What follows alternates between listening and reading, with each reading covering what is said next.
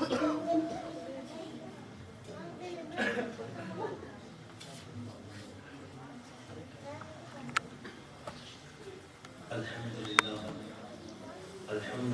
رب العالمین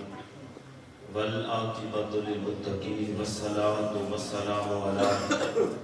سید الانبیاء والمرسلین اما بعد فاعوذ باللہ من الشیطان الرجیم بسم اللہ الرحمن الرحیم یرفع اللہ الذین آمنوا منکم والذین اوتوا العلم درجات صدق اللہ مولانا العظیم وصدق رسولہ النبی الکریم الامین۔ برادران اسلام، بسط عقیدت و احترام، بارگاہ خیر الانام صلی اللہ علیہ وآلہ وسلم میں بآواز بلند ہدیہ درود و سلام پیش فرمائیں۔ الصلاۃ والسلام علیک یا سیدی یا رسول اللہ، الصلاۃ والسلام علیک یا سیدی یا حبیب اللہ، الصلاۃ والسلام علیک یا سیدی یا محبوب رب العالمین والحمدللہ رب العالمین۔ حمد اور صلاۃ کے بعد رونق محفل، صدر محفل، پیکر اخلاص و محبت، زائر حرمین شریفین، پیر طریقہ رہبر شریعت حضرت صاحبزادہ پیر سید محمد مدثر عزیز شاہ صاحب زندہ بہتو،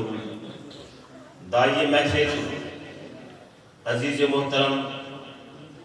مخلص فی اللہ حضرت علامہ مولانا صاحبزادہ پیر سید طیب حسنین شاہ صاحب زندہ بہتو، دیگر حضرات علماء کرام، برادران اسلام، میں اور آپ آج سید طیب حسنین شاہ صاحب کی دعوت پر جشن میلاد مصطفیٰ بھی ہے اور جشن مولود کعبہ بھی ہے، ان دونوں نسبتوں کے ساتھ حاضر ہیں۔ دعا ہے اللہ تعالی ہم سب کی حاضری قبول فرمائے، اور آج ان نسبتوں کے صدقے میں بیٹھا دیکھ رہا تھا کہ مجھ ناچیز کے لیے یہ اعزاز کی بات ہے کہ الحمدللہ آج سے 13 سال پہلے جوہر آباد کی سرزمین پہ آیا تھا تو اکیلا تھا۔ آج مجھ سے پہلے جتنے میرے دوستوں نے گفتگو کی، الحمدللہ سارے حضور ضیاء الامت جشن پیر محمد کرم شاہ الازہری رحمۃ اللہ تعالی علیہ کے دسترخوان علم کا صدقہ اکیلا نکلا تھا، اور آج ان 13 سالوں میں ان ساتھیوں سمیت 22 علماء کرام تیار ہو کر میدان عمل میں دین کا کام کر رہے ہیں۔ الحمدللہ مجھے ان ساتھیوں کی خدمت کرنے کی سعادت حاصل ہوئی۔ میں یہ نہیں کہتا کہ یہ میرے حقیقتاً ہمارا ایک شاگرد اور استاد کا تعلق ہے، لیکن ہو سکتا ہے کہ میں انہیں کامل علم نہ دے سکا ہوں، لیکن الحمدللہ یہ حضور ضیاء الامت کی نسبت کا صدقہ ہے۔ آج مجھے ان کی خدمت کی سعادت حاصل ہوئی۔ میں بیٹھے بیٹھے سوچ رہا تھا حضور ضیاء الامت پیر محمد کرم شاہ الازہری رحمۃ اللہ تعالی علیہ کی ایک بات میرے ذہن میں آ رہی تھی کہ جب 10 سال پہلے دارالعلوم کو گزرے اور پہلی کھیپ تیار ہو کر میدان عمل میں نکلی تو آپ فرما رہے تھے کہ لوگوں آج میں نے آخرت کے اندر اپنے نجات کا سامان تیار کر دیا۔ تو اس لیے میں دعا کرتا ہوں اللہ تعالیٰ اس چمنستان کرم کو اور آباد فرمائے، پھول آئیں اور خوشبو پا کے آگے اس خوشبو کو بکھیرتے چلے جائیں۔ آئیے آج اس بابرکت محفل کے اندر مجھے جس موضوع کے لیے سید طیب حسنین شاہ صاحب زندہ بہتو نے دعوت دی ہے وہ ہے علم دین اور علماء کرام کا مقام و مرتبہ۔ آج دنیا کے اندر ہر بندہ یہ چاہتا ہے مجھے عزت مل جائے، مجھے مقام مل جائے، مجھے رفعت مل جائے، مجھے بلندی مل جائے، مجھے شہرت مل جائے، لوگ اس عزت کو حاصل کرنے کے لیے دنیا کے بڑے پاپڑ بیلتے ہیں. کوئی سیاست میں آتا ہے, کوئی کاروبار میں جاتا ہے, کوئی بلڈنگیں بناتا ہے, کوئی جو ہے وہ اولاد کی تعلیم اچھی دیتا ہے, اپنے نظریے کے مطابق بڑی بڑی یونیورسٹیوں میں بیٹھتا ہے, لیکن وہ کمال عزت حاصل نہیں کر سکتے. آؤ میرے رب کے قرآن سے پوچھتے ہیں, اے میرے رب العالمین کا قرآن بتا تو صحیح, ہمیں عزت چاہیے اس جہان کے اندر بھی, اس جہان کے اندر بھی ہمیں عزت چاہیے. کہ میرے رب کا قرآن پکار کے کہتا ہے, عزت کے متلاشیوں, شہرت کے متلاشیوں, مقام و مرتبے کے تلاش کرنے والوں, آؤ یرفع اللہ الذین آمنوا, فرمایا آؤ اللہ تمہیں بلند کر دے گا. پہلے اپنے دل کے اندر رب کی توحید کا کلمہ بھی پڑھو, مصطفیٰ کی غلامی کا پٹا فرمایا, مصطفیٰ کی غلامی کا پٹا اپنے گلے کے اندر ڈالو. مالک پھر کیا کرے, ہمارے دلوں کے اندر تیری توحید کی شمع بھی روشن ہو گئی, تیرے مصطفیٰ کی غلامی بھی ہمارے دلوں کے اندر آ گئی. اب کیا ہوگا؟ فرمایا اب عزت تمہاری کیسے بڑھے گی؟ فرمایا آؤ اب علم پڑھنا اور پڑھانا تمہارا کام ہے. یرفع اللہ الذین آمنوا, ایمان والے بڑے ملیں گے, مومن بڑے ملیں گے, لیکن ایمان والوں کو گروہ میں اللہ جنہیں اٹھا کے بلندیوں پر فائز فرما دیتا ہے. میرا رب العالمین خود فرماتا ہے, وہ لوگ ہیں جنہیں میں دولت علم دیتا ہوں, پر میں ایمان کے بعد علم والوں کو بلند و بالا کرتا چلا جاتا ہوں. تکبیر, رسالت, تحقیق, حیدری, علیہ بیرا شریف. فرمایا علم والوں کو ایمان والوں میں سے بلند مرتبہ عطا کرتا چلا جاتا ہوں, مرتبہ عطا کرتا چلا جاتا ہوں, بلندی عطا کرتا چلا جاتا ہوں. تو برادران اسلام, اسی زمرے میں اگر میں ایک اور بات آپ کی خدمت میں عرض کروں, قبلہ سید طیب شاہ صاحب رضائے الہی کے حوالے سے قبلہ لالا جی کی بات کر رہے تھے کہ سید امجد عزیز شاہ صاحب نے اللہ تعالیٰ کی رضا کی خاطر ایک مسجد سے درس قرآن کا آغاز کیا اور تقریباً 20 سال کے اوپر جناب محنت کی اور 20 سال کے اندر قرآن کریم کا درس مکمل کیا. رضائے الہی کی خاطر موسم کی خرابی کو نہیں دیکھا, صحت کی خرابی کو نہیں دیکھا, بندوں کی قلت و کثرت کو نہیں دیکھا, مسلسل محنت سے چلتے رہے. جس طرح وہ رضائے الہی سے اللہ کے قرآن کی تعلیم دیتے رہے, تو اللہ تعالیٰ کے بندوں کا ہمیشہ سے یہ طریقہ رہا ہے کہ وہ اللہ کی رضا کی متلاشی رہے, اللہ تعالیٰ کی رضا کی متلاشی رہے ہیں. اور اگر جہاں پہ میں ایک اور بات کروں کہ شاہ صاحب بات کر رہے تھے, سید امجد عزیز شاہ صاحب جی تمجدہ کی اللہ نے عمر خضری عطا فرمائے, وصیت کاملہ عطا فرمائے. مجھے سلسلہ عالیہ نقشبندیہ کے جناب بزرگوں کی استقامت یاد آ رہی تھی. یہ سلسلہ عالیہ نقشبندیہ کے بزرگوں کو اعزاز حاصل ہے کہ جس کام کو شروع کرتے ہیں پھر پیچھے نہیں ہٹتے, پوری استقامت کے ساتھ اس چیز پر ڈٹے چلے جاتے ہیں. پھر وہ وقت آتا ہے کہ کمزاری ان کے قدموں کے اندر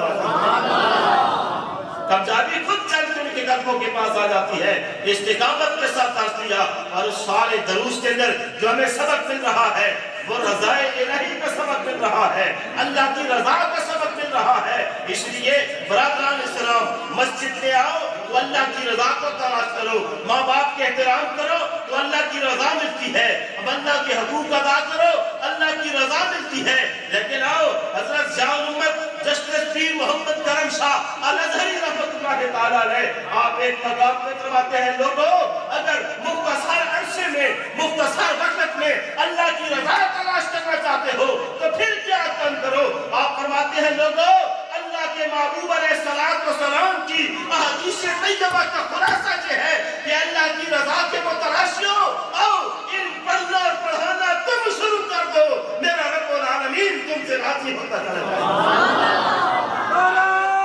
تکبیر,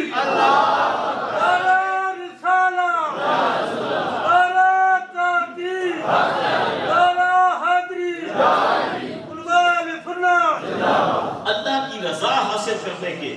بہت سارے ذریعے ہیں, بہت سارے راستے ہیں, بہت سارے طریقے ہیں, بہت ساری چیزیں ہیں جن پہ عمل کر کے بندہ اللہ تعالیٰ کی رضا حاصل کر لیتا ہے اور ان میں سے شارٹ کٹ جو راستہ ہے وہ علم پڑھنا اور پڑھانا ہے، وہ علم پڑھنا اور پڑھانا ہے۔ فرمایا جو اللہ کی رضا کے لیے علم حاصل کرتا ہے پھر اس کے اوپر اجر پھیلاتا ہے، فرمایا پھر وہ عام نہیں رہتا، وہ رب کی رضا کا متلاشی اس علم کی برکت سے اللہ اسے درجہ کرام عطا فرما دیتا ہے۔ اور پھر علم اتنی اہم چیز ہے کہ خلاقی عالم میں مخلوق میں سے جو سب سے افضل و اعلیٰ ذات ہے، جو اس کی ذات کے بعد سب سے بہتر ہے، کہ بعد از خدا بزرگ ہوئی قصہ مختصر،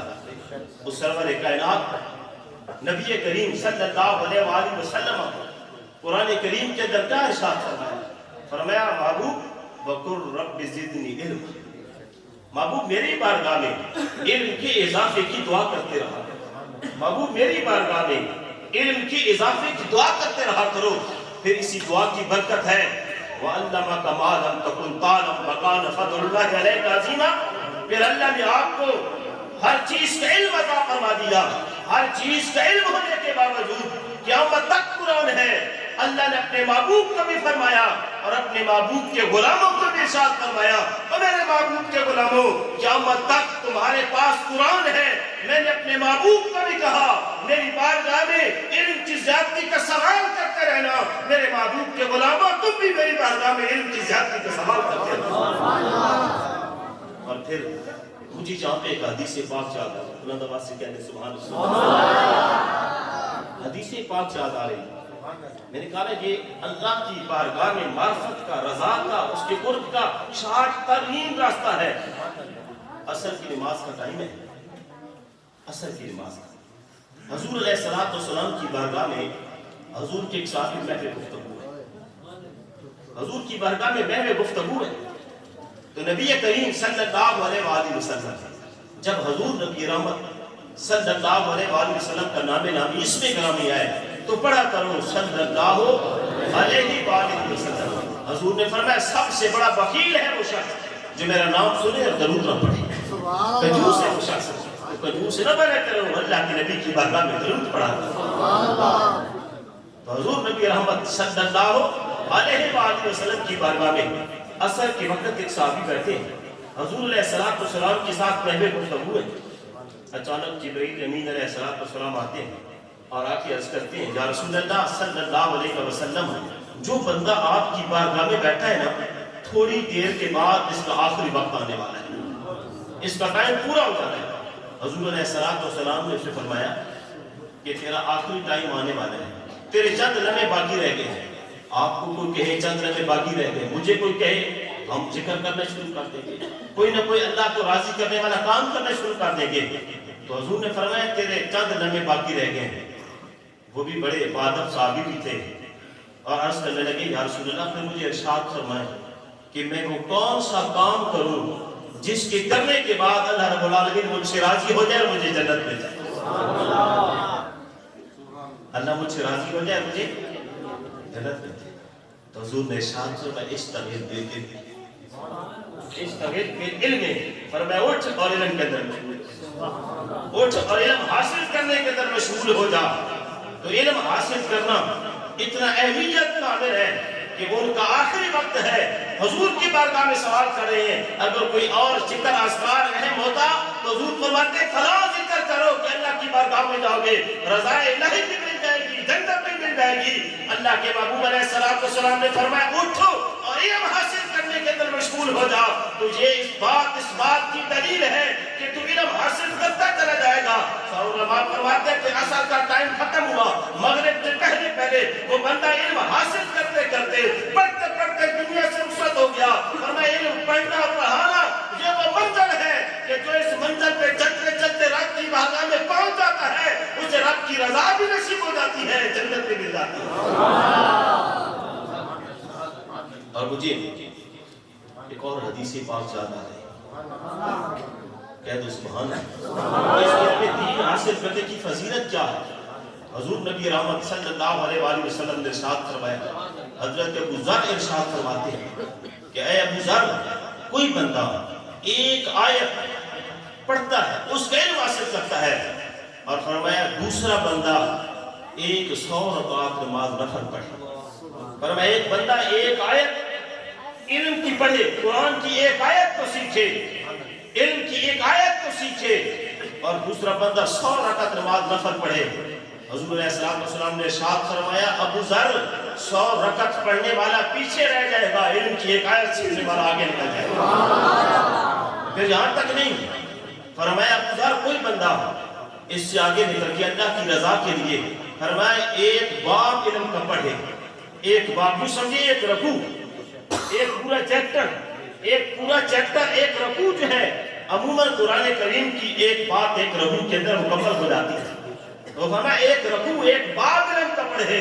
اور دوسرا بندہ 1000 رکعت نماز نفل ادا کرے، 1000 رکعت نماز نفل ادا کرے۔ فرمایا ابو ذر 1000 رکعت نماز نفل پڑھنے والا پیچھے رہ جائے گا، علم کا ایک باب پڑھنے والا فضل و کرم کے اندر آگے نکل جائے گا، مقام و مرتبے کے اندر آگے نکل جائے گا۔ اس لیے برادران اسلام،